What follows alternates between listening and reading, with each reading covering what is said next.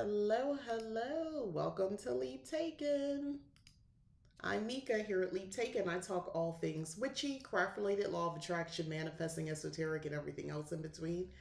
Happy Wednesday. Welcome to my Countdown to Samhain series, where every Wednesday this month I have been going live um, with the intention of counting down to Samhain. So today we're going to be talking about preparing your home for Samhain, as far as cleansing and protection, which I think is a good thing to be able to do. I think it's excellent to do that. Um, Hello, Insky. All right, let me go ahead and get everything situated here. But yeah, I think it's an important thing to be able to do that. Um, Trust me, you're gonna want to have some protection. You're gonna want to um, take stock, right? So let me jump right into it. So we're gonna dive into the magical preparations part of Samhain, right? Also known as the Witch's New Year. Keep that theme in mind, it being the Witch's New Year. So Samhain is a sacred time. I'm just gonna kind of go over that again. We've been talking about it all month, but it's a sacred time for letting go of what no longer serves us and preparing our home and spirit for the dark half of the year. So, one of the most important things you might want to do is cleanse and protect your spaces, both physically and energetically. So, by cleansing out the old, or clearing out the old, we're making space for new blessings, uh, opportunities, chances, second, third, fourth, fifth chances possibly, that are sure to come as we walk into this new year. So if you're, oh, I thought I saw a message pop up. Oh, I'm getting alerts from something else. This throwing me off. Sorry. But anyway, feel free to ask any detailed questions about some of the stuff I'm going to go over, and I'll just answer as I go along. So let's talk about the significance of Samhain and cleansing. So as far as the basic, why is cleansing such an important part of preparing for Samhain? So Samhain marks the final harvest. If you're going by the will of the year, the final harvest of and the beginning of winter time, technically, a time when the veil between the worlds is at its thinnest. This allows for easier communication with spirits, ancestors, and such, um, which is why Samhain is often a time for honoring them.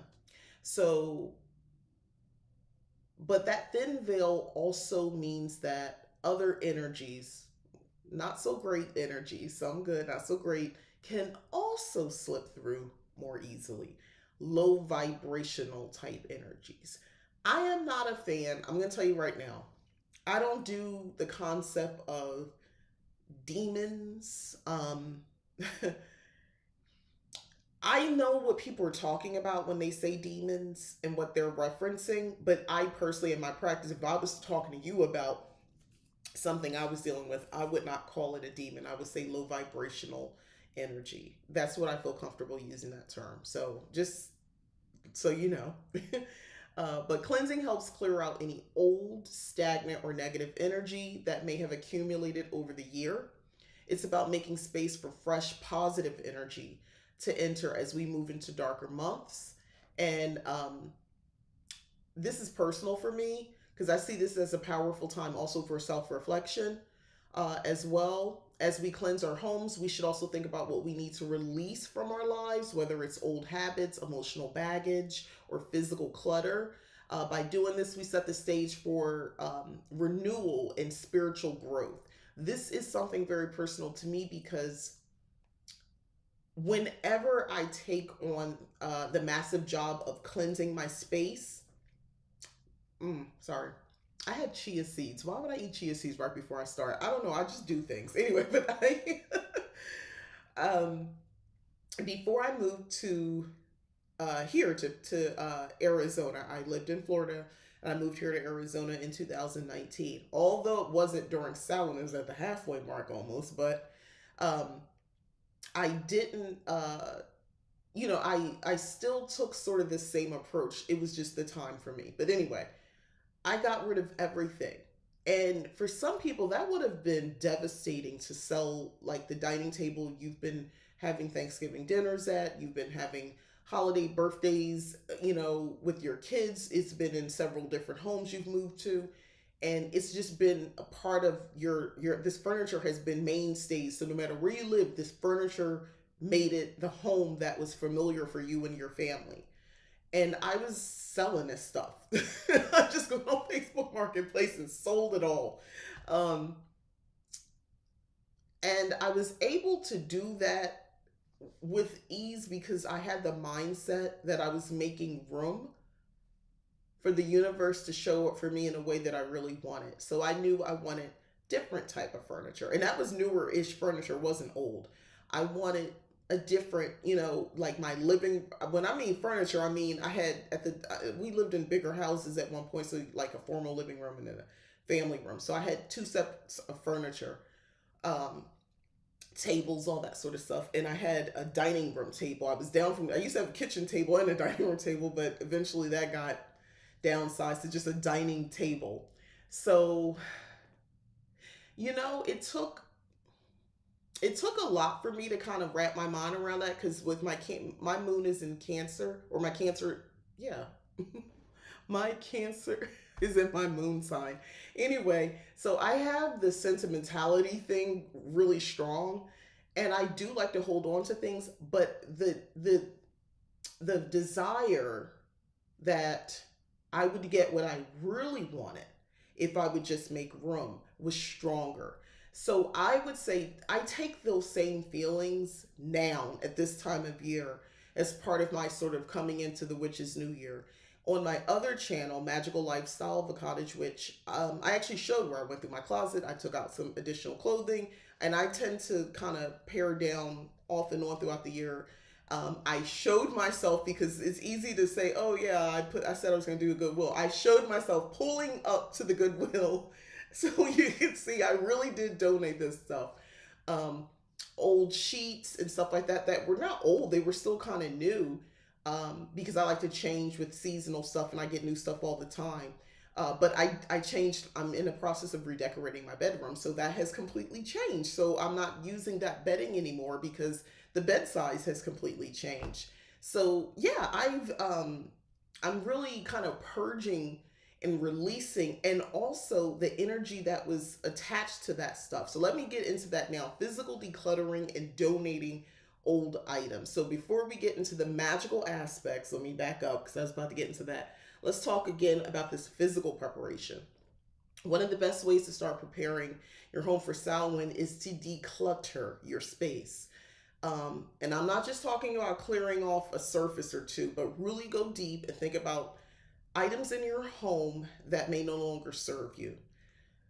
That's what I did. So start with rooms that you spend the most time in, or the areas where you practice your craft. That's the easiest. There are some steps that can help guide you through this physical cleaning, like closet clean out. That's what I focused on in that video. I do like to start with closets because one, I interact with my closet all the time because I have to go in there and find clothes to wear. But old clothes, but clothes also hold energy, and you might not like the energy that some of these items are wearing. I mean, some of this, the items that you born in, and you kind of identified with certain events and things like that, or people. So over the past year, we've worn certain items during specific moments, both positive and negative, kind of what I'm saying. So take time to go through your wardrobe and ask yourself, do I still need this? Does this still represent who I am as I step into this new year? If not, and then it's time to let it go. So you want to gather old clothes that no longer resonate with you and donate them. Not only does this free up space, but it also creates a ripple effect of giving. That's kind of what I'm getting to. You're helping others, which brings more positive energy back into your life. I was blessed triple fold when I did that move. And I'm still being blessed from giving up that much of my personal items. Um, and even now, I'm being, I'm, and it's, I don't do it for the purposes of getting something back. I'm really trying to remove what no longer serves me. Those items no longer serve me. I have clothing that I wore when I lived in Florida. And there's certain energy that's attached to that's just not me. That's not the life I want to live. And I kept thinking, oh, I could wear this for this event if I do this, or if I go here, I'll just get whole new things. Like, this is me now. Like, literally, this is me now.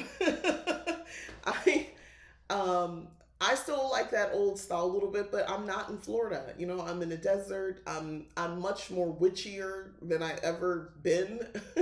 And I like my style to sort of reflect that. And I'm a lot of other things too. I'm finding, for instance, what the new girls call coquette. That is my jam. And that's, by the way, I'm leaning into that heavily with my bedroom. So I love pink. My kitchen is already becoming that. I've already been buying pink appliances and replacing things. I still have to replace the coffee maker and the toaster. But anyway, moving on, because I'm tangent over declutter. Let me get back. Um, General decluttering. So, excuse me, go room by room, and you want to remove anything that feels heavy or stagnant. Another thing which you might not be thinking about: old books, outdated decor, or just things you've outgrown. Old books. Now, I'm on the fence about the old books, but there are some books I got rid of because I didn't purchase those and they were left over, and they just didn't fit my mental aesthetic. And seeing them, they had energy attached to them I didn't want to fool with. So yeah, I did get rid of those. Um, all right. So as you let go of these items, I have notes here because you see me with the tangents already. As you let go of these items, visualize yourself making space for new opportunities, fresh energy, and blessings. Um, oh, and I made my note. I like to take a bag or box and set the intention that these things I'm giving away will help someone in their journey. I actually do that very much. Like when if you watch the video on the other channel, that is something I was sort of thinking about, like, how do I want to do this? Um, Also, I don't think too deeply about it. I intentionally kind of turn that part of me off, that because I know it's not help. Like I'm holding on for the sake of holding on. I got rid of old shoes and everything, boots, shoes. Yeah, it was time to let go. Um, Now, which is where I'm at. Once you've decluttered, you might find that you feel called to rearrange your furniture. I'm in the process of doing that in my bedroom, or create a new layout for your space. This is a great way to refresh energy, flow, and invite in new dynamic energy. For me, this always feels more like hitting a reset button on my environment. I change my furniture around all the time. I really do. It is, I don't keep one set. Like this room alone, you guys have seen, if you've watched this anytime, I wasn't even always in this room. So I was in my dining space. I don't keep things the same. I don't have that. Also, I will buy something new, put something in storage, or I'll do, like, I'm just that type person. I like fresh energy. It is like a reset. I take this time of year as a reset for me. I'm on some new energy, and I like that. And then my home, specifically as a cottage, which, but I think in anybody's practice, it can be a boost, especially for some of us who are going through things where, this time of year, as we get into the burn months and we're celebrating holidays, it can be hard for people who have lost loved ones, children, parents, siblings, spouse, friends. Um, it's hard. This could be a very challenging time. Seasonal depression is also something that is happening. So for someone like me, a new project of, hey, let's go through some old stuff and get rid of this stuff and clear out this space. Let's focus on that. It's good for my mental health, and it's also, which means it's good for my spirituality. All right, so we're going to talk about energetic cleansing techniques. So now that we've kind of talked about the physical, let's move on to energetic cleansing. So this is where the real magic happens. So here are some tried and true methods to cleanse your space energetically before Samhain. Smoke cleansing, the most popular. So if you've been here before, you probably have seen or heard me reference smoke cleansing in my practice. Sage, rosemary, mugwort, or One of my personal things is like lavender. I love lavender. I don't know if I talk about it enough, but I love lavender.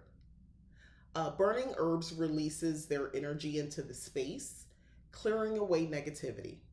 So to do this, you want to light uh, the herb, and I like to walk through sometime each room. So if I'm staying in a certain room, allowing the smoke to fill the space.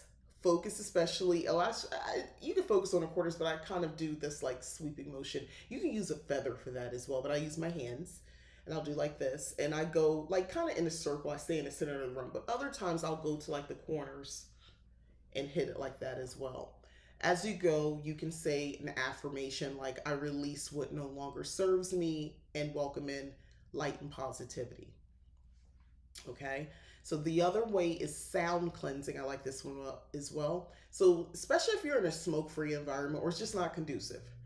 I'll be honest with you, for vain reasons, sometimes I don't want my hair to smell like if I have something I'm going to go do later, or if I freshly washed my hair, I don't want the smell of smoke in it. And if I'm, in this house and I'm doing this smoke cleanse, it's going to hold in my hair.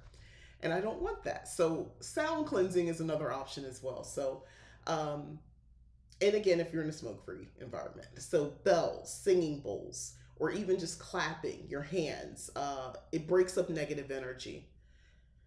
This is good because if you have little kids or something like that, and people have allergies or breathing, respiratory issues, clap. Get the kids on it. We going around the clap, y'all. Do stuff like that. And you can be speaking something while that's happening, while they're doing it. But you can get the kids on it. If you have pets and stuff like that, you start clapping, they start barking. That's part of it. Sunflower and thistle, love using bells. Hey, sunflower and thistle, I still love that name so much. Yes, bells are good for that too. Or chimes, that's another one.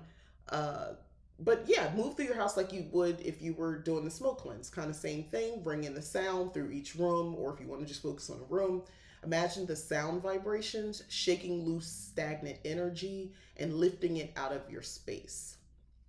Another thing that I like to do also is cleansing spray. So creating a cleansing spray. You can make your own, which I've done. And also because I have so many subscription boxes I've signed up with, people will send it in the box as well. But you can purchase it also. But you can combine some salt, a splash of moon water, and a few drops of your favorite essential oils like lavender, rosemary, frankincense. They work beautifully. As you spray this mist around your home, you want to visualize energy in the room becoming light and clear, or just less heavy, like a fresh breeze kind of swept through. They're gentle, these techniques that I just talked about, but effective. They can be very effective in the energy of your space before Samhain. Hey, gemstones. And clapping is free. Is free. Love that. Yeah, clapping. Listen, and if you don't want to clap, snap your fingers. Walk around. Okay, we're gonna break this up. We're gonna break this up. First of all, this is how I talk. When I'm walking around, I was like, all right, enough. I don't know what's going on, but I don't like it. We're gonna break this up. If I start seeing too many things out the side of my eye, or I'm feeling a presence, like I'm sitting there and I feel something, it doesn't happen very often, but it does happen. And this is the time of year where I would expect that. So far, so good. Knock on fake IKEA wood, but it does happen. And I'm very like, I'm looking around like, all right now, like we're not doing this. I get the clapping. All right, so after we've cleansed the space, the next step would be to protect it, right? So protection magic is especially important around Samhain, as we're more open to spiritual forces during this time. So here's some go-to protection rituals you can use. Salt barriers. One of the simplest ways to protect your home is by creating a salt barrier. So it can be a powerful protector in witchcraft. You'll find that. I mean, we see that on. I'm deep in the trenches of watching Supernatural on Netflix right now. I watch an episode like with dinner. It's like become a thing that we do. We'll watch like one or two. So like the salt thing is real, just in all media forms. But seriously, salt is a wonderful protector. Barrier. You can sprinkle a small line of salt across your doorways and window sills to prevent negative energies from entering. If you live in an apartment or a shared space, you can also place a small bowl near the entrance to absorb any unwanted energy. So that's another option. um Protective wreaths or door charms. I have the door charm situation and definitely the wreath. I have a faux lavender wreath, but to me, but it don't let the faux fool you. Another way to protect your home is by making a protective charm for your front door. You can craft a wreath with herbs like rosemary, bay leaves, or black pepper, or you could create a small charm bag with these herbs and hang it above your door. Every time you pass through, it's like walking through a protective field. And then sigils for protection. So, drawing protection sigils on windows and doors is another way to safeguard your home. I keep thinking I hear somebody at the door. I'm like, it's probably I'm probably getting a package. I was like, am I tripping? No, I'm not tripping. I hear it. Ground eggshells, yes, another one. You can definitely use that. I was bringing a little salt with it, but I hear you. But you can do this with the sigils with chalk, or even visualize the sigil as you trace it in the air with your finger. Because sometimes I know people say, "Oh, I just took chalk." That might not be possible, depending on where you are. You might want to put that sigil up right now, and you don't have the chalk. You can also paint it with your finger in the air. But focus your intention on creating a shield of protection that stays with your home through the dark half of the year. By the way, you can change up your sigils and you can ritualize when that change occurs, and that's how you can kind of live by the will of the year. So now that we're in the dark half of the year, or what I affectionately call the burn months, you can ritualize, like, okay, that's a thing that we do. We set up, we clean the porch, or clean, we clean the doorway or something. You sweep it clean, and then you create a new, if you're using chalk or something like that, you create a new sigil for this time of year. It's also a way to keep the barriers up on your home, keep the wards, the shields, and all that sort of up, reinforce them if you're making a point to, do this regularly. And it's something I tell myself.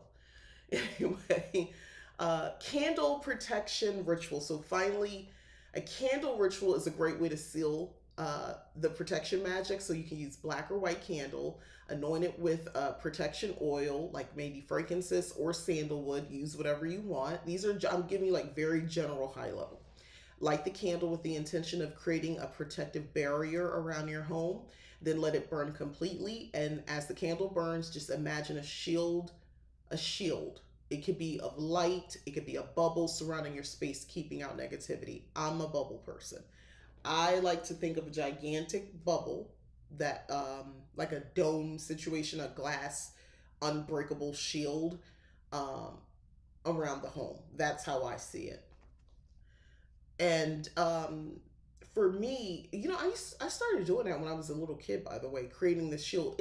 I had this conversation with my coven over the weekend. We were all talking about kind of coming into the realization. How long have you been a witch? No, really, not the witch where you called yourself one. How long have you really been practicing magic deep down, even when you didn't know that's what it was? For me, it's been since I was a little girl. It's always been with me. If you really think about it, it's always been there. What would you do to keep unwanted people away from your home and life? Okay, home and life. Okay, so home, I feel like there's some mundane aspect to it. If it's just me, or if it's like I got people in a home who are inviting people in who I don't want there, you see what I'm saying? That's a different conversation. But assuming you have control over who comes in and out of your house, don't invite them, right? That's the first thing. Um, Unwanted, like, intruders. I set up wards around my house. I like using four thieves vinegar. I enchant my alarm system as well. I work with powerful deities like Hecate. Um, Girl, in my mind, she gonna use them dogs on people. She gonna use them dogs. But no, seriously, four thieves vinegar. I like to put that, not all the time, maybe once a year or so. I like to hit the perimeter with that, and just shake some out all around the property as best as I can. If you don't want to do four thieves vinegar or something, I had a video where I actually made some. I would just say some just distilled white vinegar and water, and put your intentions into it, and some sort of protective herb or maybe a crystal, and with some alcohol, so you can preserve it. And I would spray that if you're like in an apartment situation where property lines are really not going to mean anything. If you could do your best, somebody would just think you clean it, what you have access to around the doorway. If you have a window you can access from the outside, I'd hit that too from the outside. First of all, just a cleansing. Um, I do petition ancestors as well for protection. I also have created this bubble shield that I'm talking about. This has been something I did since I was a little girl. When someone did try to break in our house as a little girl, my mom told me about it. I didn't hear it. She was well. It was a disturbing event for her, so a lot was happening. They never got in, but they tried to remove the air conditioner out of the window on the first floor so that they could get in, and it made such a ruckus. My mom heard it. Let me tell you something about my mom. So she heard this. So it's like upstairs, downstairs. It's like a townhouse situation that we lived in. So she she went and got something. I don't know what it was. It was bleach, water, something like that. I don't know what she did, but she poured it because her bedroom was right over, like it's just straight up and down house. So her window was right over top of the downstairs window, which would have been a living space. And she poured that and it got on them. I don't know where she put it in something that was going to bother them. And they screamed because it probably got into their eye. And because you don't know that's coming. And yeah, she called the police. So it was a ruckus. So, but ever since then, I think that's when the bubble activation started. And because we were Christian and I was taught to say my prayers, I would say a prayer. And my prayers were lengthy, even as a child, because I would start off, God, please protect me, my mom, and I would go down and list all the people to protect. Then I would say, protect the house, protect the furniture in it. And I would create in my mind a bubble protecting this little 6-year old in the bed, freaked out about this because this terrified me. I thought about this bubble protecting the home. I still think about a bubble for protection. When I cast a circle, some people see, sometimes I tried the flame thing, I see a bubble. I still see it. It stayed with me and it works. It works.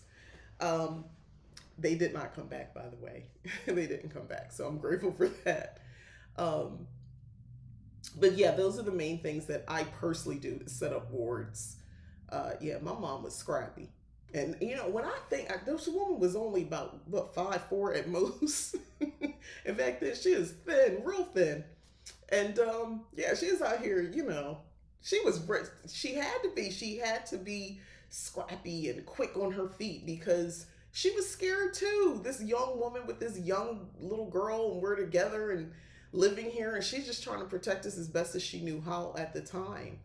Um, yeah, I will always appreciate her. But that bubble thing is where it all started because of that incident. But yeah, thinking about always or how I always connected with witchcraft, usually around protection. Usually around protection, I noticed that the voice that I would hear that would tell me, "Don't go there" or "Don't trust her." This is not good. My intuition, yes, but the voice I would hear, and it would sound like my mom's voice, and I always just assume, oh, this is something my mom would say, and that's how I placed it. Those were my ancestors coming through, like, girl, you ain't gonna make it.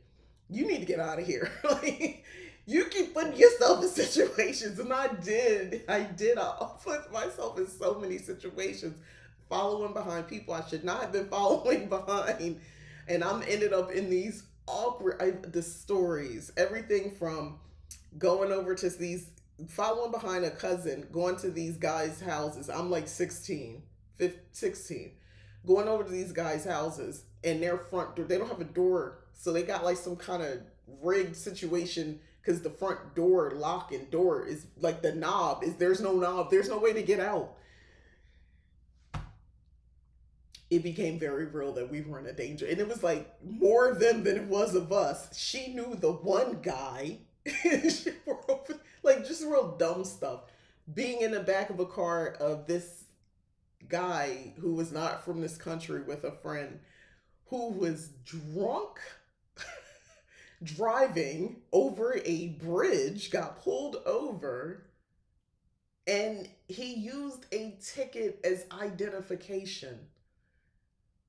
And I'm in a car with this person visiting as another, so still in my teenage years, going up to the county jail to visit some guy I had a crush on. Oh, spoiler, my mom worked for that whole area. So she knew, my mom knows everybody. Because she knows everybody, they also know me. And I knew they were going to tell. She did find out. She did find out.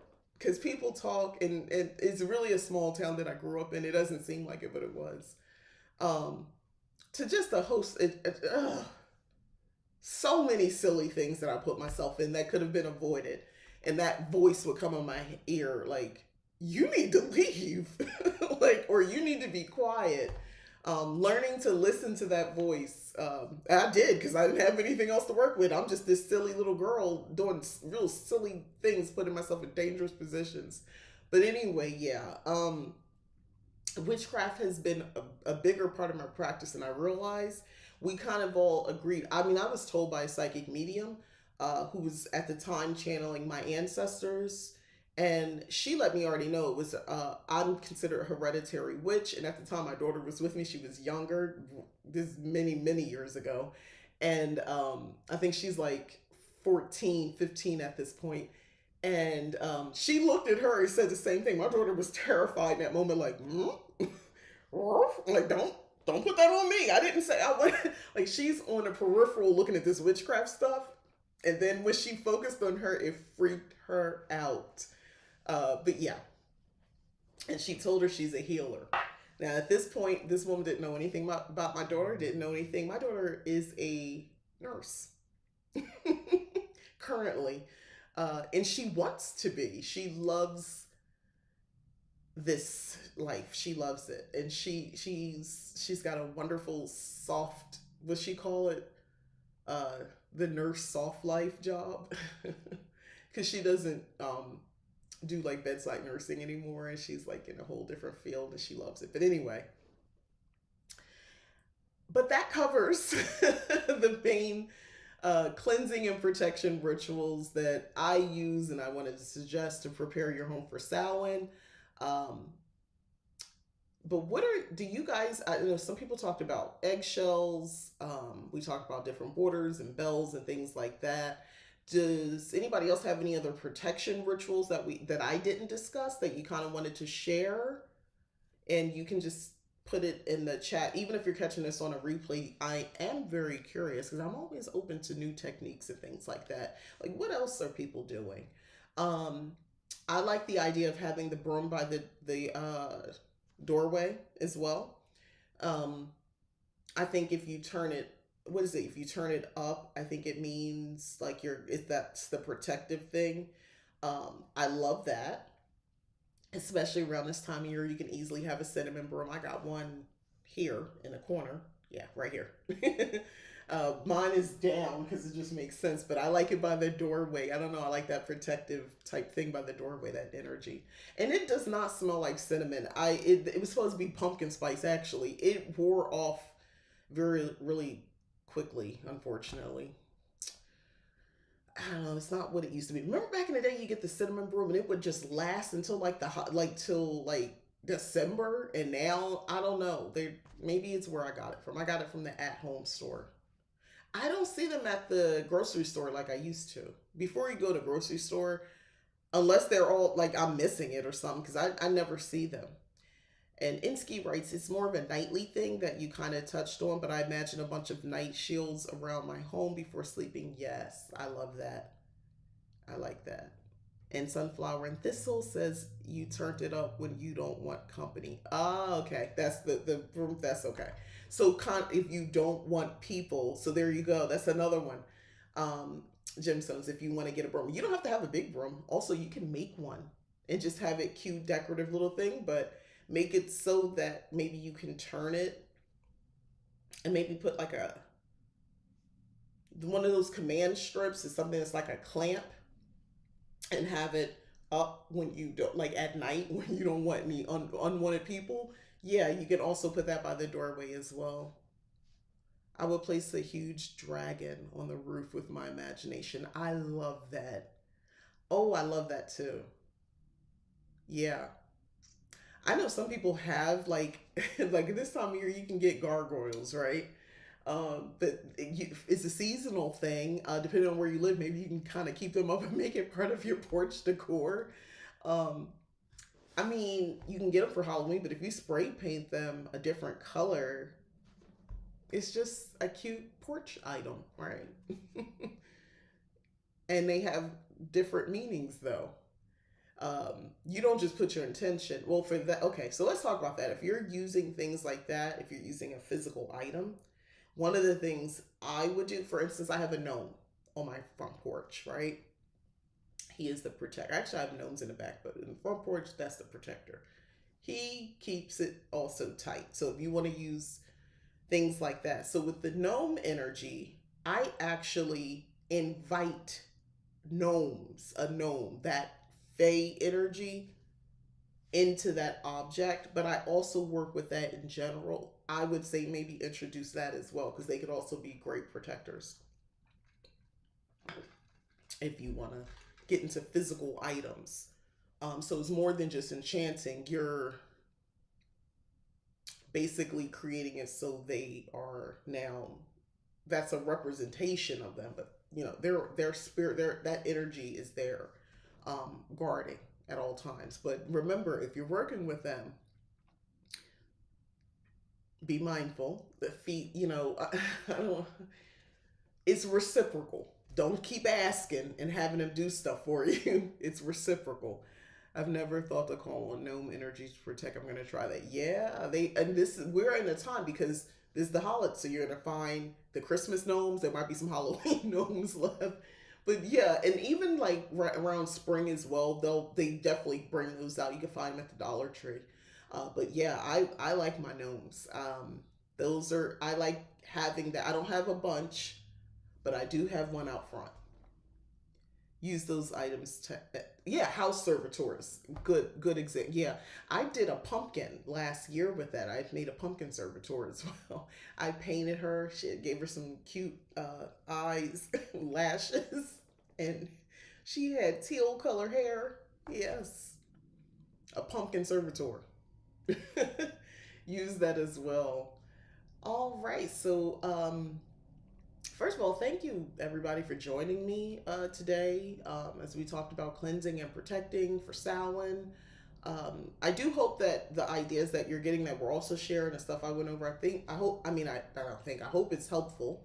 Uh, Another thing is, I mean, for me, I like talking about this because I actually do this. I do all these things. I really, okay, I just want to say this creating rituals, make it something that's important to you. If you know you can become a bit of a clutter bug over time, give you a year and you just start having a bunch of stuff, and you know it's probably not good because when you look around it gets a little overwhelming because you got to dust everything, you got to clean everything, and keeping it organized, and it takes up space in your head over time. This is your time to go through that stuff. You're gonna listen as best as you can. I'm not saying you have to redo everything, but focus on that thing that does give you some kind of anxiety, stress, or stuff, things like that, because that takes up space in your mind and it keeps you from maybe connecting spiritually. Focus this time on just that one thing. This is your ritual. And the next year, it's the closet. And the next year, it's the garage. And then, the next year, it's the car. Because some of us keep stuff in the car. You know what I'm saying? Like, take a thing, and let's clear it. And the purpose behind that is a lot. It's not just about it looks clean, but when things look organized and clean, it does something to us mentally. Also, spiritually, you are letting the universe know I am in receptive mode. I am very grateful for the things that I have.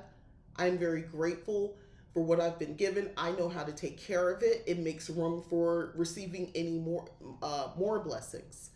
Um, we're human. Sometimes we don't take care of things, even our bodies, these vessels. That's another thing. Yourself as well. Take care of yourself. We talk seasonal depression is real for a lot of people. We're going into these other months, and it can feel isolating, especially if you don't have a lot of people in your life or people you can really talk to or that you really trust in your life. It can feel very isolating, even if you go every day, 5 days out a week to work, or even if you have kids, you can feel very alone. I've lived this, so I understand. But for those of us that if you work at home, you really might feel it. Take care of yourself. This vessel that we're occupying, you need to also do some maintenance there. Do some decluttering, shadow work. I've talked about this before. It's a good time to introduce that. Um, if you don't want to go there, just start doing some meditation things. Be more deliberate about dream work, meaning really do keep the notebook by your bed. Write down just the odd dream. Maybe start journaling. If you never really journaled before, now's the time. So some people like in the morning, some people like in the daytime. Or just keep a notebook and jot down your thoughts. Bring out your phone and use your notes app. Just jot down random stuff that comes to your mind. That's also something that you could do. This is the cluttering. It's what we call brain dumping, by the way. So this is also decluttering your mind.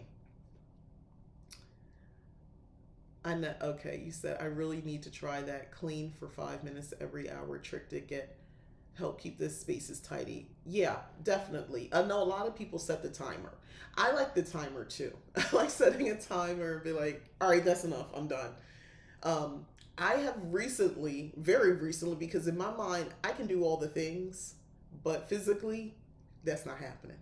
So I'm in the process of redecorating I should say the primary suite. So the bathroom, the closet, the bedroom itself. So this is actually a huge undertaking.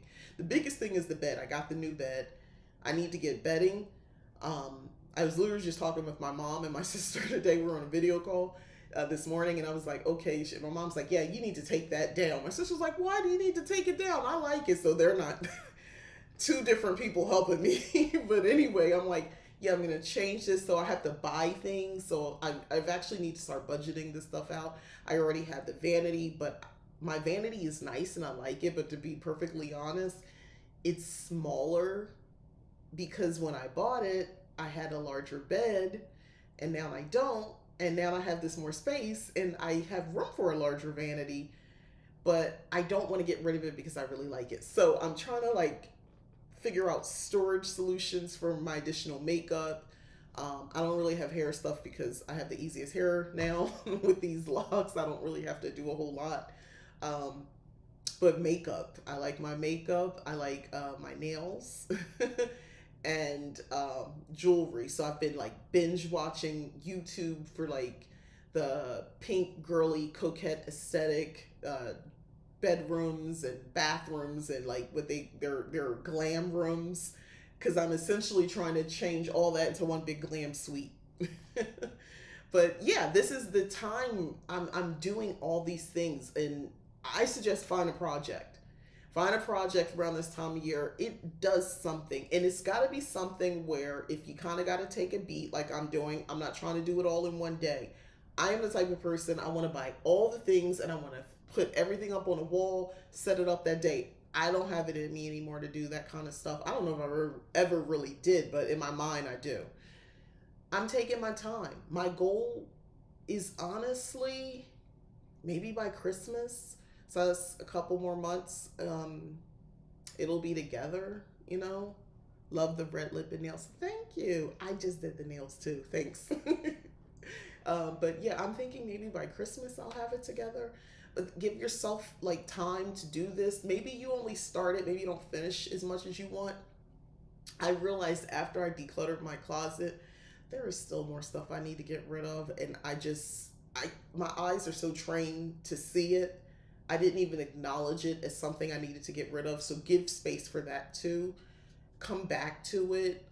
Maybe move it from one area and put it by the door as a signal to that doesn't belong here.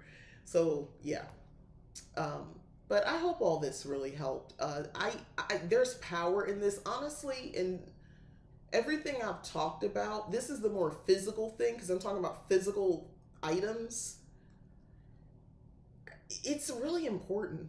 It's really important. And if you have everything the way you want it and you don't have any additional items you need to donate or you feel like you need to declutter, thoroughly cleanse your space.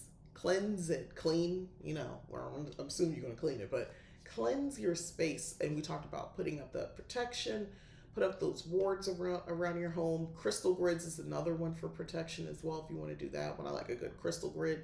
Crystal grids, you can use the actual little, uh, board or, whatever.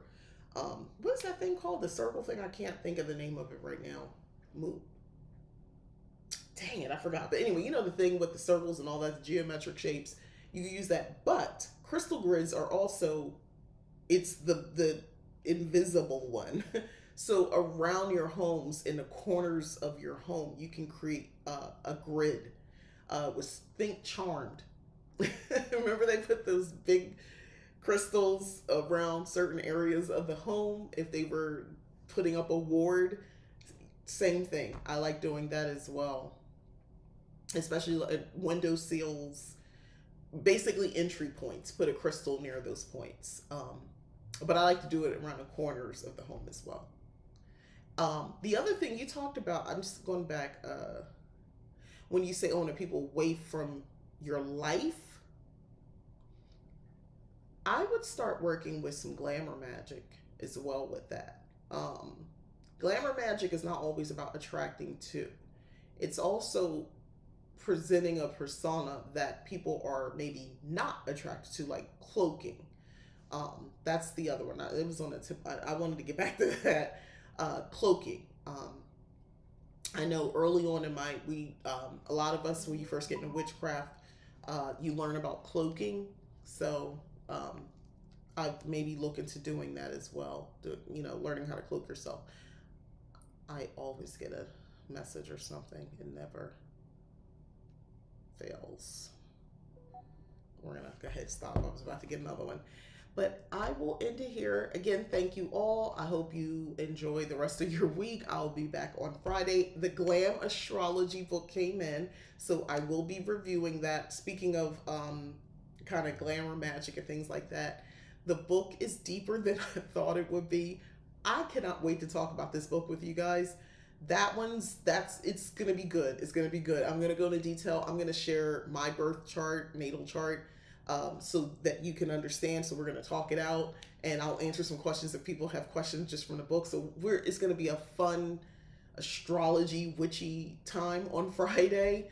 But definitely, I think I'm going to have to wait to go over the other book that was kind of my alternate. I wanted to have that review anyway, but that will be after the fact, because I think I'm going to spend a lot of time on Glam Astrology. It is a fun book. Can't wait to talk about it. Please like this video, subscribe if you haven't already, hit the join button to join Leap Taken membership. It's a great thing to do. It supports the channel. Also, there are perks like member-only videos.